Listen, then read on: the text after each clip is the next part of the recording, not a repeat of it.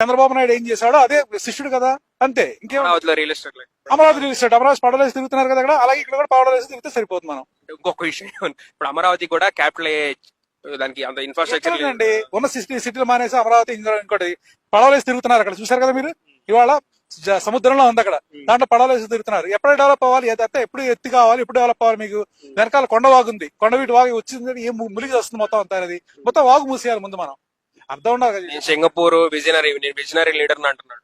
ఎవరండి ఆయన? చెప్పద్దా ఏమండి, 20 ఏళ్ళ నుంచి చెప్తున్నాడు విజనరీ. నేను మొత్తం త్రూ అవుట్ లైఫ్ చూస్తున్నా పెద్ద మనిషిని, వచ్చిన దగ్గర 90 దగ్గర నుంచి అదే చెప్తున్నాడు విజనరీ. ఏం విజన్ ఉంది చెప్పండి? హైదరాబాద్ నేను కట్టారంటాడు, ప్రతి ఏమైనా మాట్లాడితేను. అంతమించి ఏం విజన్ ఉందో కనుక్కోండి ఒకసారి. 54 ఇండస్ట్రీలు మూసేశాడు తెలుసా, అది విజన్. 54 పబ్లిక్ సెక్టార్ ఇండస్ట్రీస్, ఆల్మిన్ లాంటి పెద్ద పెద్ద కంపెనీలు మూసేసేది ఆయన విజన్. మూసేసి మొత్తం అంతా రియల్ ఎస్టేట్ అమ్ము దొబ్బాడు వాళ్ళకి.